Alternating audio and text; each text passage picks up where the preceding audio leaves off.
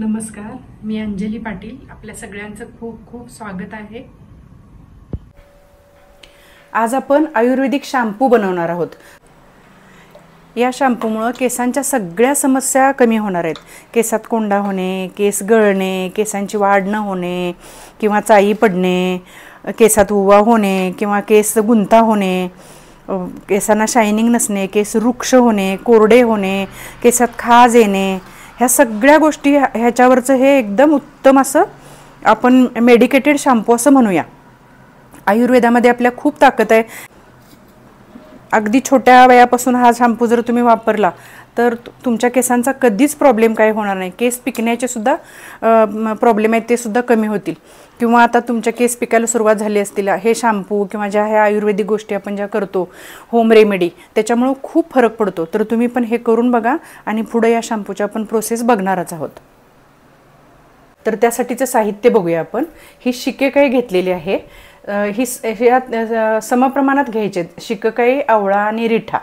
तर हे माझ्याकडे होतं घरी, अंदाजे मी घेतलेले आहे. तुम्ही घेताना वाटीच्या प्रमाणानं घ्या किंवा दुकानातून आणणार असला तर 100-100 ग्रॅम, 200-200 ग्रॅम असं घेऊन या. हे आवळा आहे, आवळकाठी म्हणतो आपण ह्याला. हे रिठा आहे, रिठा. आता ह्या सगळ्या गोष्टी मी स्वच्छ धुणार आहे. धुवायच्या अगोदर कशा दिसतात म्हणून मी हा अगोदर दाखवत आहे. मी स्वच्छ धुवून मग एकत्र एका भांड्यामध्ये करायचे. हे रोजमेरी आहे. हे भृंगराज आहे, महाभृंगराज आपण म्हणतो ना. ह्या मेथ्या आहेत, 2 चमचे मेथ्या घेतलेले आहेत. हे फ्लेक्सीड आहेत, 2 चमचे घेतलेत फ्लेक्सीड पण. आणि हे 2 चमचे जास्वंद पावडर घेतलेली आहे. ही धुवायची नाही, ही अशीच ठेवायची. जास्वंद पावडर आणि कोरफड आपण ही दुसऱ्या दिवशी घालणार आहोत. आज फक्त ह्या बाकीच्या गोष्टी स्वच्छ धुवायच्या आहेत आणि भिजत ठेवायच्या आहेत. तर हे अलोवेराचं घेतलेलं आहे. तुम्ही अलोवेरात जेल जरी घातला तरी चालणार आहे. हे आता मी असं स्वच्छ धुतलंय आणि उभं करून ठेवणार आहे हे रात्रभर. ह्या सगळ्या गोष्टी आहेत ते स्वच्छ धुवून रात्रभर भिजत ठेवायच्यात. आता हे स्वच्छ 2-3 पाण्यानं धुवायच्या. शिकेकाई, रिठा वगैरे त्याला माती असते, खाली भरपूर अशी माती निघते, त्यामुळे धुतल्याशिवाय अजिबात घेऊ नका. आपला शॅम्पू व्यवस्थित निर्जंतुक करायचा पण प्रयत्न करायचा आहे. आपण ह्या सगळ्या गोष्टी धुवायला सांगितल्या, तर धुवायचा कंटाळा अजिबात करू नका. हे बघा खाली किती माती राहिले. आता ह्या सगळ्या एकत्र करायच्या. ह्या धुवून झाल्यानंतर शिकेकाई, रिठा, आवळा, मेथी, भृंगराज आणि रोजमेरी. ह्यात आपण पाणी घालायचं. हे पाणी थोडं भरपूर घाला, बुडूपर्यंतपेक्षा थोडं जास्त पाणी असू देत. आता हे आपण रात्रभर भिजत ठेवणार आहे आणि सकाळी आपण हे शिजवणार आहे. आता ह्यामध्ये मी जास्वंद पावडर, फ्लेक्सीड आणि कोरफड ह्या 3 गोष्टी आत्ता ह्यात घातलेल्या नाही आहेत. ही कोरफड घेतलेली, त्याची ही साईड काढून इकडचा पण थोडासा पीस काढून टाकायचा.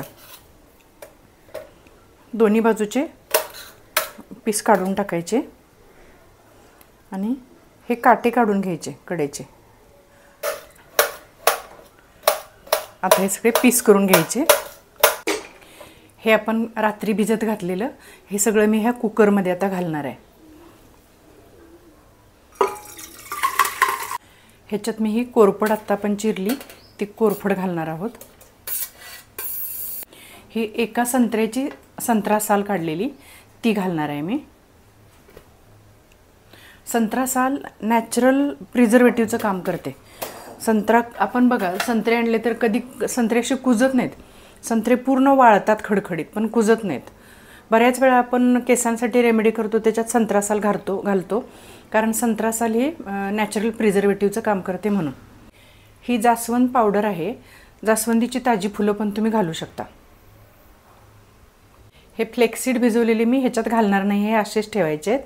कारण ह्याचं जे जेल आपण ह्याच्यात झालं की ते गाळायला अवघड जातं, म्हणून आपलं हे सगळं मिश्रण गाळून झाल्यानंतर फ्लेक्सीड घालायचे आहेत.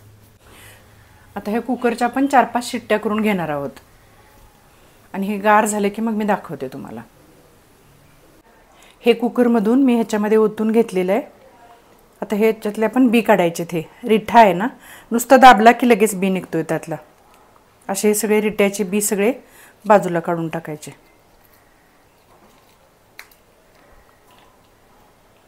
ह्या अगदी पण काढलेले आहेत.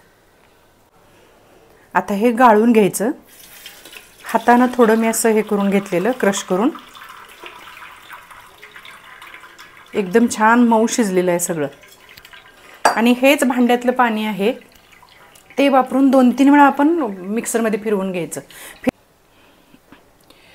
हे मिक्सरमधनं फिरवून घेतलं आहे मी सगळं. आपण जे खाली पाणी घातलं होतं तेच पाणी मिक्सरला वापरले. हे भांडं आता रिकामं आहे. ह्याच्यामध्ये हे सगळं ओतून थोडं थोडं ओतूया आणि हाताने त्याला किंवा चमच्याने हलवलं तर ते खाली जाईल.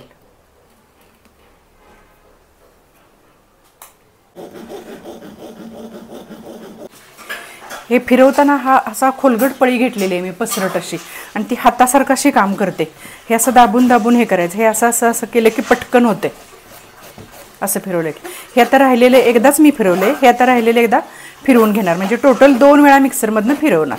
हे उरलेलं आता फिरवलं की हे दुसऱ्यांदा. आता हे फ्लेक्सीड ठेवले होते ते आपण आता इथं उकळून घेणार आहोत. थोडं पाणी घातलं मी आणि हे उकळून घ्यायचं आणि ह्या पल्पमध्येच गाळून घ्यायचं.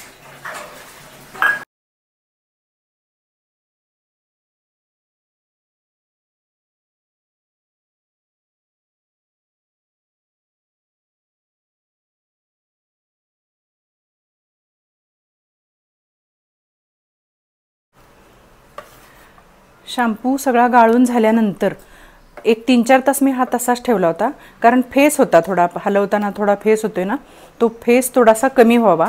तर तो हा फेस कमी झालेला आहे बघा. थोडा वेळ म्हणजे सकाळी जर शॅम्पू केला तर एक 5-6 तास तसाच ठेवून द्या झाकून. फेस आपोआप तो कमी होतो. किंवा नेक्स्ट डे जरी पुढचं करायला घेतला तुम्ही तरी काही फरक पडत नाही. तर आत्ता हा असा नॅचरल शॅम्पूसुद्धा तयार झालेला आहे. ह्यात तुम्हाला काहीच दुसरं बाहेरचं विकतचं नको आहे आणि असाच शॅम्पू घरगुती आपल्याला पाहिजे असेल तर हा शॅम्पूसुद्धा तुम्ही बाटलीत भरून ठेवू शकता. हा सुद्धा खूप सॉफ्ट, शायनिंग आणि सगळं असं खूप छान असा शॅम्पू झालेला आहे.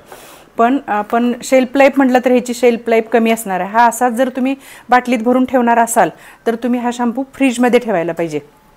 फ्रीजमध्ये ठेवून लागल तसा थोडा थोडा बाहेर काढून किंवा छोट्या बॉटलमध्ये काढून बाथरूममध्ये ठेवला तरी चालणार आहे. पण सगळा शॅम्पू असाचा बाहेर ठेवू नका, कारण आपण ह्याच्यात पाण्याचा यूज केलेला आहे.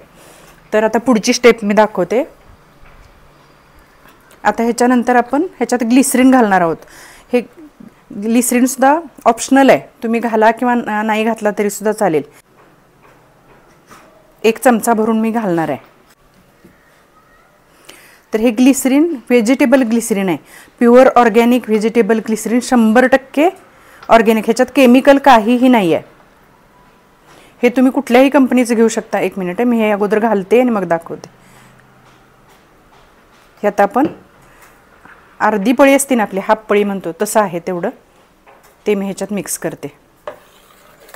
आता हे मिक्स केल्यानंतर सुद्धा ह्या अवस्थेत पण तुम्ही बाटलीत भरून ठेवू शकता. आत्तापर्यंत ह्याच्यात आपलं केमिकल काहीही नाही आहे. हे ग्लिसरीन आहे, हे 100% pure and natural vegetable glycerine, organic Netra कंपनीचं. तुम्ही कुठल्याही कंपनीचं घेऊ शकता, ह्याच कंपनीचं त्याच कंपनीचं असं काही नाही आहे. हे मी ॲमेझॉनवरून मागवले. तुम्ही लोकल मार्केटमध्ये असं शॉपमध्ये गेला तरी जे ग्लिसरीन मिळेल ते तुम्ही घालू शकता. ग्लिसरीनमुळे केस सॉफ्ट होणार आहे. ज्यांचे केस कर्ली किंवा खूप ड्राय डॅमेज्ड असतील शक्यतो त्यांनी ग्लिसरीन यूज करा. शॅम्पू हलवताना सुद्धा तळात चमचा टेकवून हलवायचा आहे. असं खूप वरती असं ढवळून ढवळून हलवायचा नाही आहे, मग फेस येणार परत जास्त. म्हणून हलवताना खूप अलगद असा हलवायचा. मला स्वतःला मी ग्लिसरीन न घालता बऱ्याच वेळा शॅम्पू तयार करते, मला तो जास्त आवडतो. शॅम्पूचं टेक्स्चर किती छान झालं आहे बघा. आत्ताच तो असा एकदम जेवढा पाहिजे तेवढा थिक कसा आहे, खूप थिक नाही खूप पातळ नाही.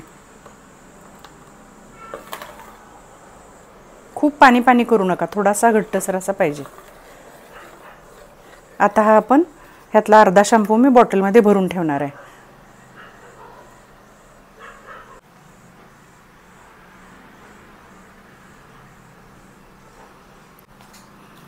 आता ही बॉटल भरून झालेली आहे, हे बाजूला ठेवून देते मी. इथे शॅम्पू आपण शिल्लक ठेवला आहे, त्याच्यामध्ये आपण हे शॅम्पू बेस घालणार आहोत. सोपी ट्विस्ट कंपनीचा पर्ली शॅम्पू बेस कॉन्सन्ट्रेट असं घेतलेलं आहे. हे घातल्यानंतर अगदी विकतचा जसा शॅम्पू असतो तसा आपला शॅम्पू तयार होणार आहे. थोडं शायनिंग असणार आहे, त्याला ग्लेज असणार आहे. आणि हा फ्रीजमध्ये ठेवायची आवश्यकता नाही, हा बाहेर ठेवला तरी चालते. पण हे जे आहे हे 80% ह्याच्यामध्ये विदाऊट केमिकल 80% पार्ट आहे आणि 20% केमिकल म्हणजेच प्रिझर्वेटिव्ह घातलेलं असतं. त्यामुळे हे पूर्ण नॅचरल किंवा आयुर्वेदिक असं हे नाही आहे. 80% आहे. त्यामुळे तुम्ही हे पण ऑप्शनल आहे, तुम्ही वापरू शकता किंवा नाही वापरलं तरी सुद्धा चालेल. यूज करायच्या अगोदर हे हलवून घ्यायचं व्यवस्थित. साधारण हा अर्धा लिटर शॅम्पू ह्याच्यामध्ये भांड्यामध्ये शिल्लक आहे. जेवढं मिश्रण आहे त्याच्या 80% शॅम्पू बेस आपल्याला त्याच्यात घालायचं आहे. आपण अंदाजे एक 400 ml आपला शॅम्पू असेल तर साधारण मी पाव लिटर त्याच्यामध्ये ओतणार. व्यवस्थित मिक्स करून घ्यायचं. मस्त असा शॅम्पू तयार झालेला आहे. हा शॅम्पू आपण आता ह्या बॉटलमध्ये भरून ठेवणार आहोत. ह्या जुन्या आपल्या बॉटल असतात त्या मी हे करून ठेवलेल्या होत्या, त्याच्यामध्येच भरणार आहे. तुम्हाला ह्याच्यामध्ये जर एक्स्ट्रा फ्रॅग्रन्स हवा असेल तर तुम्ही फ्रॅग्रन्स ऑइल किंवा इसेन्शियल ऑइल्स असतात, रोजमेरी आहे, लव्हेंडर आहे, जास्मिन आहे, वेटिवर आहे, अशा प्रकारची बरीच नावं आहेत. तर त्यातलं कुठलंही तुम्ही तुमच्या आवडीप्रमाणे तुम्ही फ्रॅग्रन्स ऑइल ह्याला घालू शकता किंवा असाच नॅचरल ठेवला तरी सुद्धा चालतो. मला स्वतःला नॅचरल ठेवायला खूप आवडतं. मी फ्रॅग्रन्स ऑइल स्वतःसाठी असतं तेव्हा मी घालत नाही.